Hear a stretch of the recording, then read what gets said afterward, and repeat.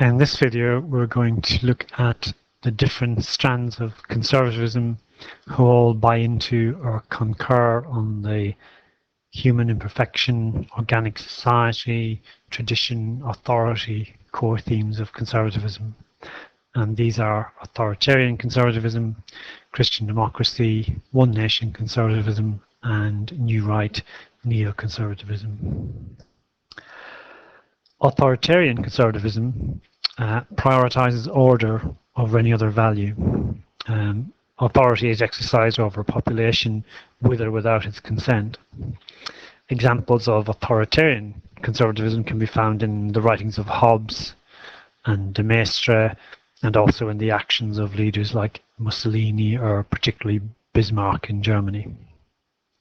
This strand of authoritarian conservatism was particularly strong in Catholic countries in pre-World War II Europe, but became discredited by its close association and, some would say, collaboration with fascism.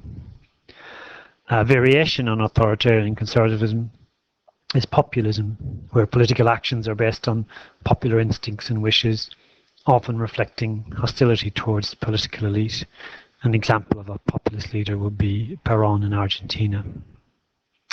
Authoritarian conservatism in general exercises what can be described as a form of hard paternalism. It's about authority and unquestioning obedience, rather than the soft paternalism that could be described as we later see the one nation conservatism. The British strand of paternalistic conservatism in the form of Christian democracy, which emerged post-World War II, as I said, can be seen as a form of soft paternalism, representing a more flexible and pragmatic approach to change, represented by Burke's quote that a state without the means of some change is without the means of its conservation.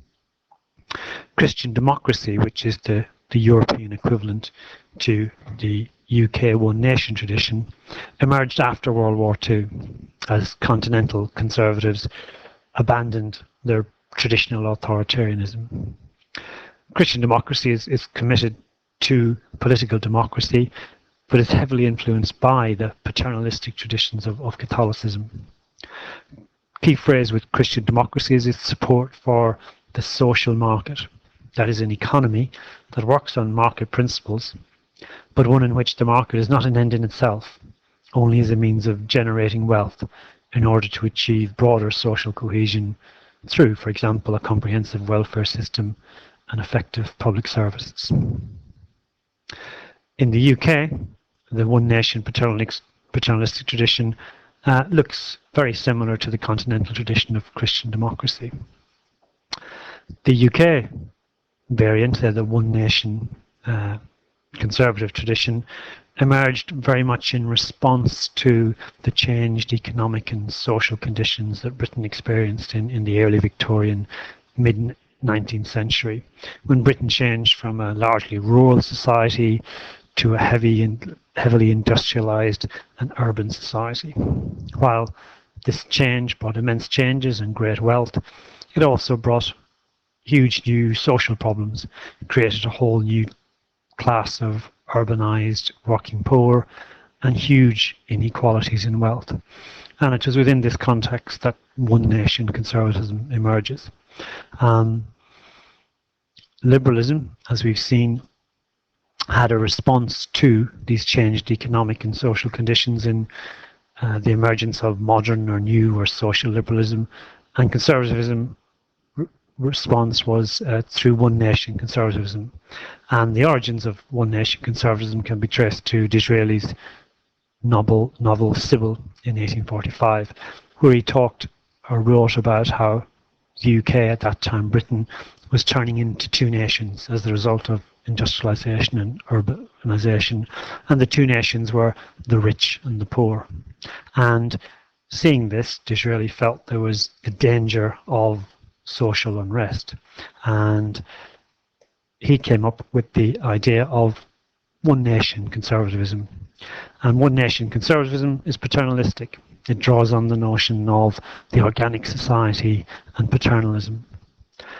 It can be used as the basis for social reforms, because if They maintain the health of society as a whole, the organic society, that is a justification for intervention. Conservatives would argue that their basis for social reform stem from a principal belief in the obligation of those endowed with wealth and privilege to look after those who are less well off, which we've mentioned before in the idea about the organic society. There's a natural hierarchy, but wealth and position brings with it social responsibilities. Conservatives themselves would argue that the reforms they initiate are based on a principled obligation of them to do so.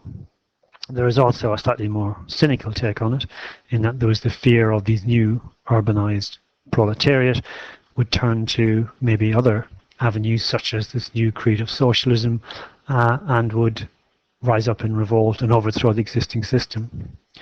Therefore, another reason as to why conservatives embarked on this road championing social reform was that it was a pragmatic response to change social and economic conditions, that social reform was an antidote to social revolution, and therefore its aim was to remove the threat from the less well-off to the established order. In other words, it was to consolidate hierarchy, not to remove it. That reforms are based on self-interest, not on any principle stand. As Disraeli said, the palace is not safe when the cottage is not happy. So to sum up the paternalistic one-nation tradition, it encompasses social and welfare reform similar to modern liberalism and can be said to be both principled and pragmatic. It can be argued that it's principled, as one-nation conservatives would argue that reforms are driven by a genuine desire and obligation to improve the conditions of those less well off, based on their belief in organicism, the organic society. And this genuine desire or principle can be described as paternalism, noblesse oblige, or as the price of privilege.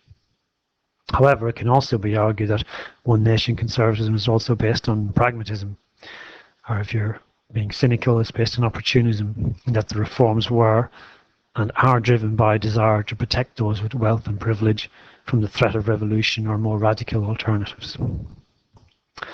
The final strand of conservatism that buys into those core themes is called neoconservatism or new conservatism. And the emergence of the neoconservative new right during the 70s saw the re-emergence of a more authoritarian, pre-one nation, pre-Disraelian form of conservatism. Neoconservatism was a reaction to the permissiveness of the 60s with a renewed emphasis on traditional values such as social order and public morality. While one-nation conservatives believed that community, the organic society, was best maintained by social reform and reducing poverty, neoconservatives looked to restore authority and impose social discipline.